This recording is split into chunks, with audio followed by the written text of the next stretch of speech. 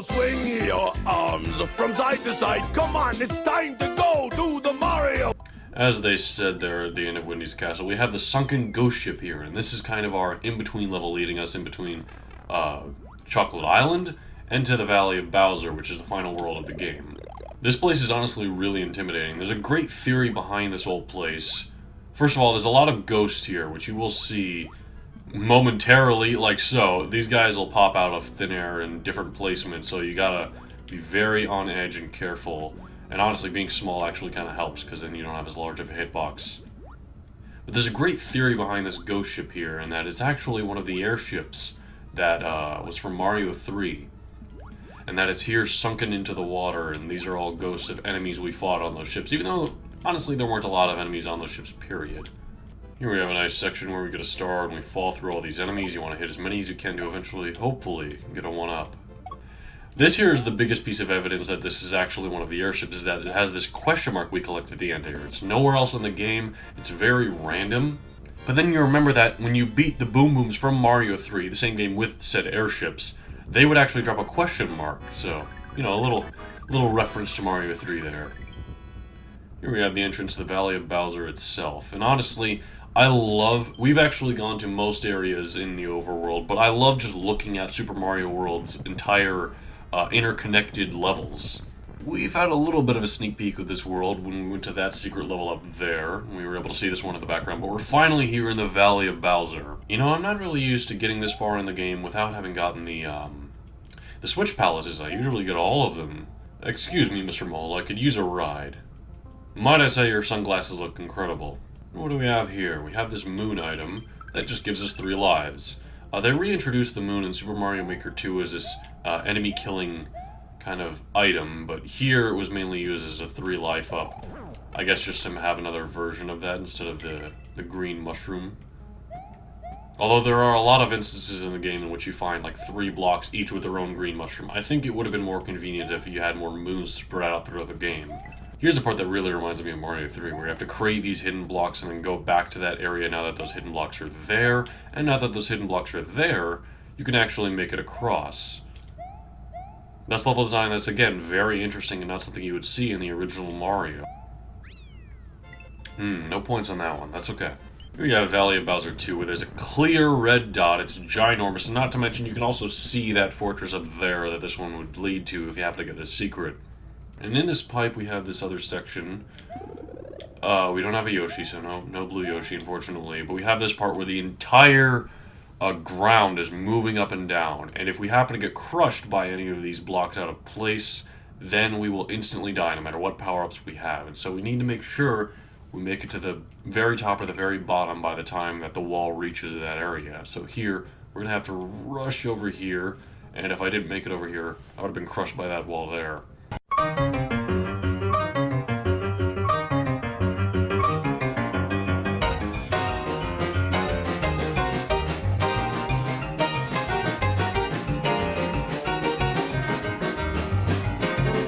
Here we have the pipe and the exit of this area. Just hold right as hard as you can. You'll make it through, no doubt. And this is an area where it's just constantly rising and you gotta make it through here. Nothing too special to say about this part. Could use a ride, buddy. Thank you. And here we have the end. Oh man, no points again. Okay. Here we have the Valley Ghost House. I don't know why it's not called like the Ghost House of Bowser or something along those lines. I mean, the Valley Ghost House doesn't exactly seem too intimidating. Oh yes, this area. So, when we hit this piece, which instead of turning coins into blocks or something silly like that, we're actually able to reach over here. And over here we need to rush to a secret door through here somewhere, but I can't remember which door it is we need to go to. Is it this one? This is an exit. Is it the right one? I don't know. Let's find out.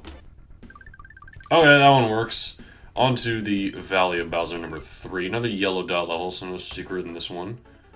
Oh my, that's a rather impenetrable formation they have going. Too bad you can just run under it. Oh yes, here we have one of my favorite gimmick levels in this game, in that we have these platforms that deteriorate after a certain amount of time, which is given by the platform.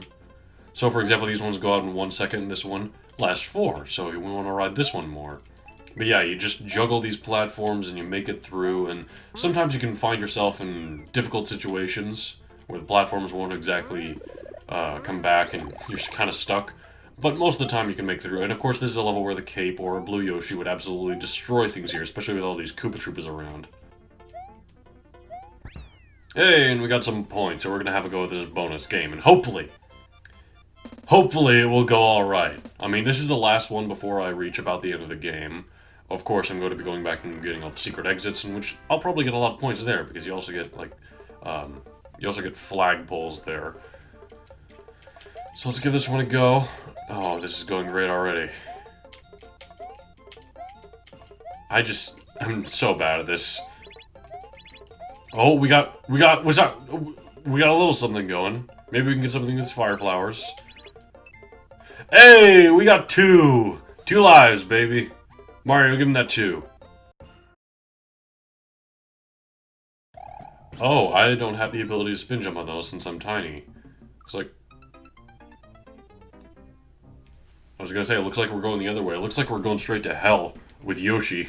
Alright, this time we got a mushroom. Let's go ahead and spin jump down. And if you happen to get back on Yoshi after you spin jump, he'll kind of retain your spin jump effect, in a way. Checkpoint as well. Oh dear, Yoshi, no! Oh, that's... I hate to see that. At the very least, the Cape Feather will help in getting around the lava easier and dealing with those guys in one hit. And clearly, the secret exit, you have to have Yoshi, you have to tongue through there and bring the key up here. But we don't have Yoshi anymore, so we're just gonna have to get the standard exit. But that's okay, I would have gone forward anyway, just because that's where the series is, where we're going with this series. And here we have castle number 7, Larry's Castle. Larry is the final of the Koopalings, and his castle once again uses the snake block, just like, what was it, Roy's castle also did this? The snake block here is a bit longer, as is the level, and we have a lot more obstacles to deal with here on the snake block. They're really assuming that you've grown more developed as a platformer playing through this game, which they're correct in that, well, this game teaches you a lot of things about platformers and 2D games in general. It's honestly part of the reason I recommend this game so much to people who aren't exactly familiar with platformers. It teaches you all the mechanics, but it also doesn't force them down your throat, kind of scaring away some people who aren't keen on tutorials, which I don't blame anyone for. This isn't even the whole level, by the way. After we make it to this door, we have this section over here with some dry bones right away, and more of these pencils and these wizards that we saw way back in, was it Lemmy's or some other castle? You know, sometimes waiting for these Magic Koopas to deal with this can be a bit finicky, because of course they can go to areas like that where they won't hit it no matter what, or there's too many walls in the way, period. You really gotta wait for that opportune moment of them hitting this specific block, and it looks like they aren't even getting the right ones. I'm running out of time, Kamek! Come on now! There's so many yellow Koopa Troopas down there now, look at them. Oof. Okay, we got 50 seconds to deal with the boss, which luckily this is an easier boss. This is one that mimics the very first boss we fought in the game. That being, what was it, Larry, or... No, this is Larry. Who was the first boss? Iggy? I don't know. But yeah, all they did was add some new Potobos and, I don't know, maybe make it a bit faster. But yeah, the level is a pretty good challenge, but the boss is nothing special. But with that, ladies and gentlemen, we have defeated all 7 Koopalings, all of Bowser's underlings. Mario just straight up kicks the castle away. How strong is Mario anyway? Mario has defeated Larry Koopa in castle number 7. All that is left is Bowser's castle where Princess Toadstool is being held. Can Mario rescue her and restore peace to Dinosaur Land? Well, we're not going to be going to Bowser's castle just quite yet. We have now done all of the Koopalings leading up to Bowser, and, well, we could just go straight into Bowser and maybe do him a couple times. I'm not going to fight Bowser until we're done with this series, and we're not done with this series until we find the secrets. I'm debating whether or not I should go after every secret in the game, or just the ones that lead to other special levels, or just the Star Road and the Star World. I don't know, I'm still debating what I'm going to do with all this, but I am going to do more with this Let's Play than just immediately go after Bowser, so don't you worry. Anyway, I will get to all of that in a matter of time. I thank you all so much for watching this video. Have yourself a very good day.